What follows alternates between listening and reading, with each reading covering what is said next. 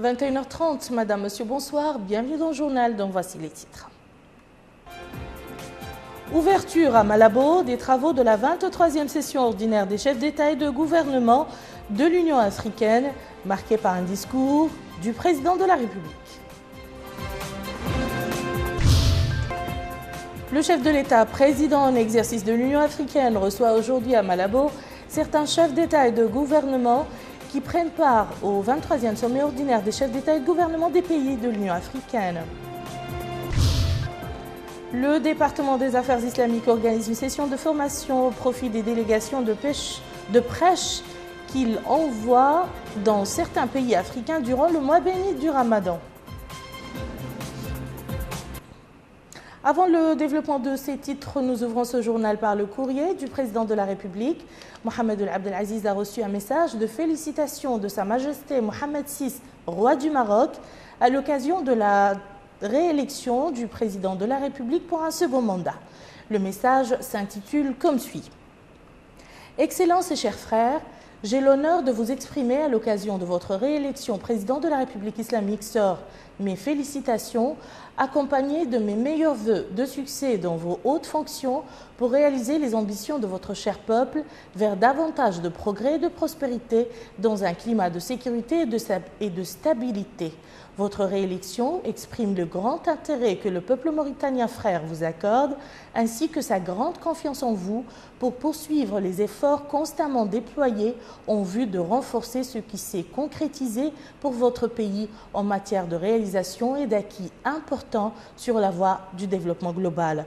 Je saisis cette occasion pour exprimer à votre Excellence ma fierté pour ce qui nous rassemble et unit, nos deux peuples frères, des rapports fraternels solides, de solidarité efficace et de respect réciproque, en vous réaffirmant mon souci constant de poursuivre le travail ensemble avec vous pour la consolidation des relations fructueuses de coopération entre nos deux pays, pour les hisser au niveau des liens historiques et séculaires qui unissent nos deux peuples frères, qui aspirent à la réalisation d'une intégration économique agissant aussi bien sur le plan bilatéral que dans le cadre de notre grande union maghrébine, tout en vous renouvelant mes meilleures félicitations accompagnées de mes prières pour davantage de santé et de bonheur pour vous et de développement et de bien-être pour le peuple mauritanien frère. Je vous prie, Excellences et chers frères, d'agréer mes hauts sentiments d'affection et de respect. Mohamed VI, roi du Maroc. Le chef de l'État, Mohamed Ould Abdel Aziz, a également reçu un message de félicitations de son homologue du Burkina Faso, Blaise Compaoré. Ce message est ainsi libellé. Monsieur le Président, votre réélection à la magistrature suprême de votre pays traduit l'attachement de vos concitoyens à la promotion des valeurs de démocratie, de paix et leur adhésion à votre programme d'édification d'une nation solidaire, stable et prospère. La confiance que vient de vous renouveler le peuple mauritanien indique la reconnaissance de vos mérites personnels, de vos qualités d'homme d'État, ainsi que la pertinence de votre vision pour la République islamique de Mauritanie. En cette heureuse circonstance, j'adresse à votre Excellence, au nom du gouvernement burkinabé et à titre personnel, mes vifs remerciements et chaleureuses félicitations. Je vous assure ma disponibilité de continuer d'œuvrer avec vous au raffermissement des relations d'amitié et de coopération entre nos deux pays et vous prie d'agréer, Monsieur le Président, l'expression de ma très haute considération, Blaise Compaoré. Le président de la République, Mohamed Ould Abdel Aziz, a adressé un message de félicitations à son homologue Ismaïl Omar Guelleh, président de la République sœur de Djibouti, à l'occasion de la célébration de la fête nationale de son pays. Le chef de l'État a réitéré à son homologue djiboutien sa ferme volonté d'œuvrer à renforcer la coopération bilatérale qui existe entre nos deux pays. Je vous le disais dans le titre, le président de la République, Mohamed Ould Abdel Aziz, président de l'Union africaine, a ouvert aujourd'hui au Centre international des conférences à Malabo les travaux de la 23e session ordinaire des chefs d'État et de gouvernement de l'Union africaine. Le président de la République a souligné à cette occasion l'importance du dialogue devant jeter les bases d'une approche permettant d'obtenir des résultats positifs de nature à relancer le secteur agricole et d'éradiquer la faim au niveau du continent à l'horizon 2025. Chers Zenlesem. Au cours de cette 23e session ordinaire de la conférence de l'Union africaine, les dirigeants africains et les hôtes de marque du sommet se penchent sur le thème central de la session, l'année de l'agriculture et de la sécurité alimentaire, et ce, conformément aux décisions de la précédente session tenue en janvier dernier à Addis Ababa. La cérémonie d'ouverture des travaux de cette 23e session a été marquée par des discours de la présidente de la Commission de l'Union africaine, du secrétaire général des Nations unies et de plusieurs autres personnalités et invités de marque du sommet. En présidant la cérémonie d'ouverture des travaux de la session, le président de la République, président en exercice de l'Union africaine, M. Mohamed Abdelaziz, a loué le dialogue inclusif qui jette les bases d'une approche capable d'aboutir à des résultats positifs à travers l'impulsion de la dynamique de création de richesses dans le secteur agricole et la contribution à l'atteinte de l'objectif d'éradication de la faim dans le continent à l'horizon 2025. Dans ce cadre, le président de l'Union africaine s'est félicité des dispositions et activités entreprises par les différentes parties, groupements économiques, pays membres, Commission de l'Union africaine, partenaires au développement et organismes internationaux. Nos discussions doivent aboutir, dira M. Mohamed Abdelaziz, à l'adoption d'une déclaration sur le thème « Modernisation de l'agriculture en Afrique pour une prospérité commune et l'amélioration des conditions de vie à travers une meilleure exploitation des potentialités pour une croissance inclusive et en développement durable ». Après le cérémonial d'échange des discours, les congressistes ont débattu de différents aspects de la thématique de leur 23e session ordinaire. Ils ont par ailleurs discuté d'autres sujets à l'ordre du jour de leur réunion, à savoir l'adoption du budget 2015 de l'Union africaine, l'examen des rapports relatifs à l'agenda 2063, aux activités du Conseil de paix et de sécurité, du rapport intérimaire de la commission d'enquête de l'Union africaine sur le Soudan du Sud et les consultations sur le sommet Afrique-États-Unis qui se tiendra en août prochain. Cette 23e session de l'Union se tient dans un contexte sécuritaire particulier. Dans ce cadre, le Conseil de paix et de sécurité a exprimé son inquiétude face à ce défi et le président de la République, président en exercice de l'Union africaine, a appelé à la mise en place d'une stratégie globale pour faire face au terrorisme, au grand banditisme et aux crimes organisés. Malabo, Chers Zenlesem, Al-Mauritania. Le président de la République, M. Mohamed Abdelaziz, président en exercice de l'Union africaine, a reçu aujourd'hui à Malabo certains chefs d'État et de gouvernement qui prennent part au 23e sommet ordinaire des chefs d'État et de gouvernement des pays de l'Union africaine. Plus de détails de ces audiences avec Moussa Ndiaye. Le président de la République, M. Mohamed Abdelaziz, président de l'Union africaine, s'est entretenu ce jeudi au Centre international de conférences à Malabo avec son frère et ami M. Abdel Fattah Sisi, président de la République arabe d'Égypte. Cet entretien a porté sur la situation en Afrique et les questions d'intérêt commun, ainsi que sur la coopération fructueuse qui existe entre la Mauritanie et l'Égypte. Le président de la République, président de l'Union africaine, M. Mohamed Abdelaziz, a également reçu en audience cet après-midi à Malabo le général Bekri Hassan Saleh, premier vice-président soudanais, qui représente son pays au 23e sommet ordinaire de l'Union africaine à Malabo. La rencontre a été l'occasion de passer en revue les différents aspects de la coopération fructueuse entre la Mauritanie et le Soudan et les questions d'intérêt commun. Le président de la République, M. Mohamed Abdelaziz, a reçu en audience aujourd'hui à Malabo M. Mariano Rajoy, chef du gouvernement espagnol qui a assisté à la cérémonie d'ouverture du 23e sommet des chefs d'État et de gouvernement des pays membres de l'Union africaine à Malabo en tant qu'hôte d'honneur de ce sommet. La rencontre a été l'occasion de passer en revue les différents aspects de la coopération fructueuse entre la Mauritanie et l'Espagne et les questions d'intérêt commun. Et enfin, le président de la République, président de l'Union africaine, M. Mohamed Abdelaziz, a reçu en audience jeudi à Malabo M. Ban Ki-moon, secrétaire général des Nations Unies, qui a assisté à la cérémonie d'ouverture des travaux du 23e sommet de l'Union africaine qui se tient actuellement dans la capitale équato-guinéenne.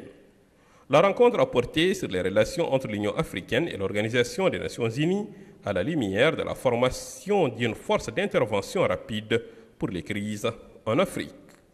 L'entrevue s'est déroulée en présence du représentant permanent de la Mauritanie auprès de l'Union africaine, M. Hamadi Oulmeimou, et de la délégation qui accompagne le secrétaire général des Nations Unies. À noter que toutes ces audiences se sont déroulées en présence du ministre des Affaires étrangères et de la coopération, M. Ahmed Oulteguedi, du ministre du Développement rural, M. Ibrahim Oulembarek Mohamed El-Mokhtar, et du délégué permanent de la Mauritanie auprès de l'Union africaine, M. Hamadi Oulmeimou. Du côté égyptien, M. Samh Choukri, ministre des Affaires étrangères, Hachem Chérif, directeur des cabinets du président de la République égyptienne, Mohamed Idriss, ambassadeur d'Égypte en Éthiopie et auprès de l'Union africaine, Hamdi Louza, vice-ministre des Affaires étrangères chargé des affaires africaines, l'ambassadeur Ihab Bedri, porte-parole de la présidence égyptienne. Et d'autre part, on note la présence au cours de ces audiences de deux délégations qui accompagnent le vice-président soudanais et le secrétaire général des Nations Unies.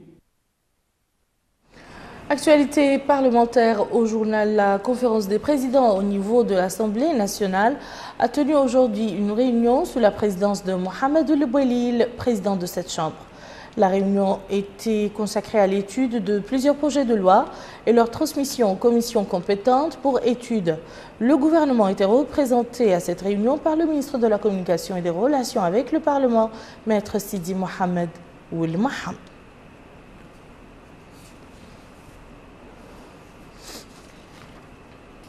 Démarrage ce matin dans les locaux du ministère des Affaires islamiques et de l'enseignement originel des travaux d'une session de formation au profit des délégations de prêche qui seront envoyées dans quelques pays africains pendant le mois béni de Ramadan. Plus de précisions avec Abdoul Adamabah. 105 prêcheurs vont se déployer dans les différents pays en Afrique. L'objectif de cette mission est de propager le message de l'islam durant le mois béni du Ramadan dans les différents coins du continent. Cette cérémonie s'est ouverte par un récital du Saint-Coran. Pour cette nouvelle mission, le ministre des Affaires islamiques et de l'enseignement originel va collaborer avec les pays choisis à cet effet. La nouveauté réside dans le fait que cette délégation a été envoyée par le ministère des Affaires islamiques et de l'enseignement originel. Ahmed Ould Neni les a exhortés au cours de cette cérémonie à bien représenter la Mauritanie à l'étranger, tout en restant patient. Ceci, dit-il, afin de répandre le message de l'islam, religion de paix et de miséricorde.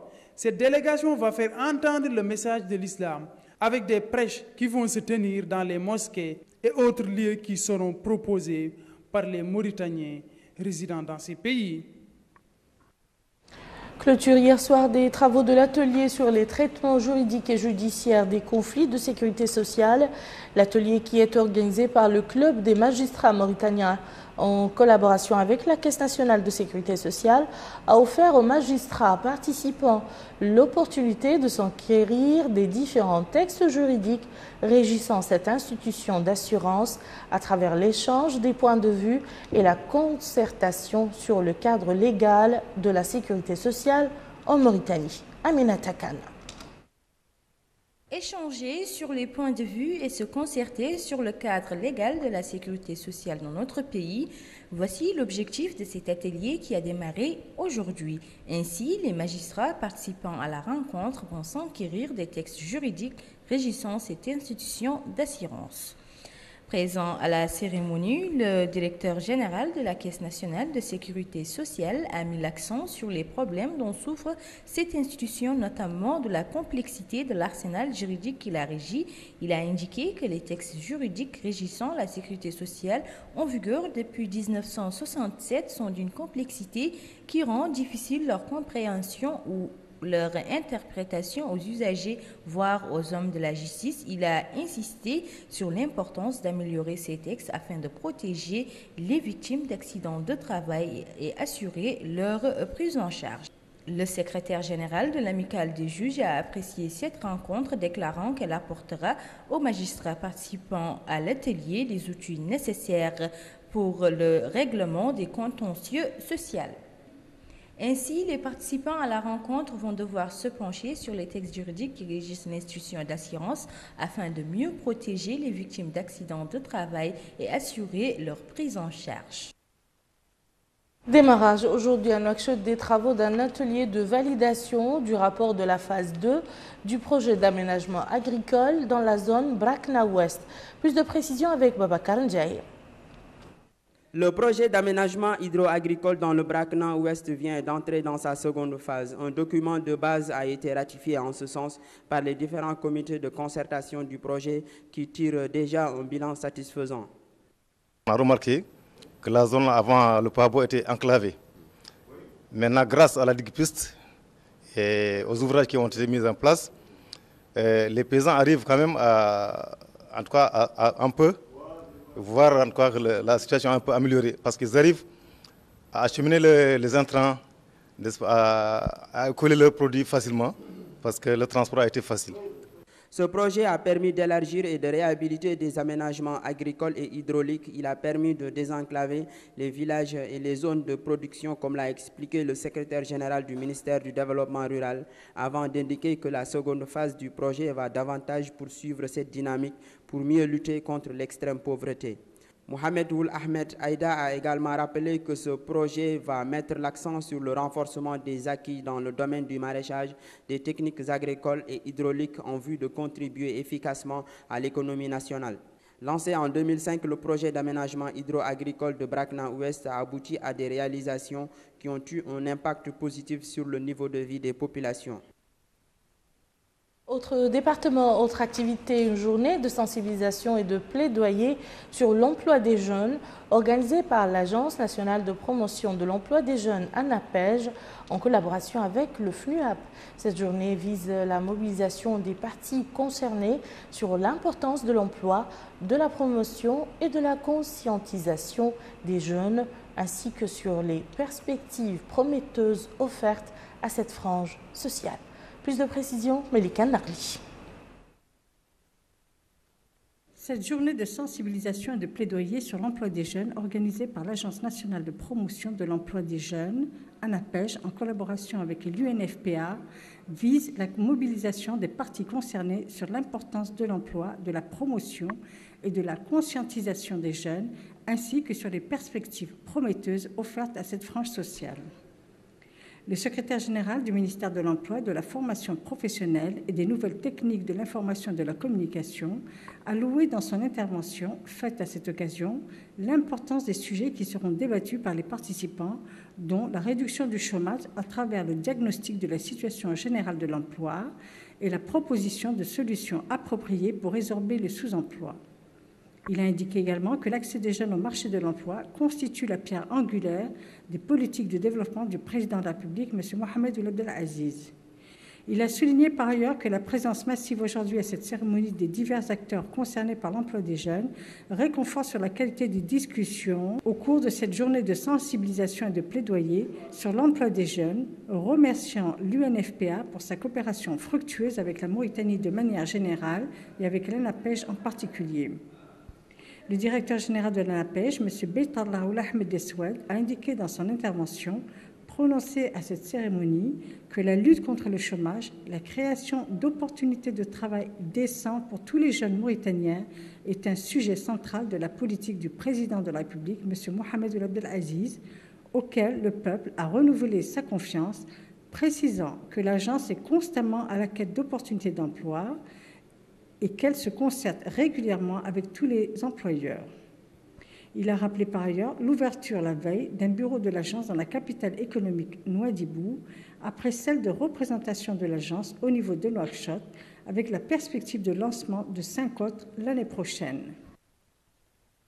Le président de l'Observatoire national pour la surveillance des élections ONCEL, M. Taqi Ould Sidi, a organisé jeudi au Palais des Congrès de Nouakchott une conférence de presse consacrée à la présentation de l'évaluation et des remarques de l'Observatoire sur les scrutins de l'élection présidentielle des 20 et 21 juin dernier.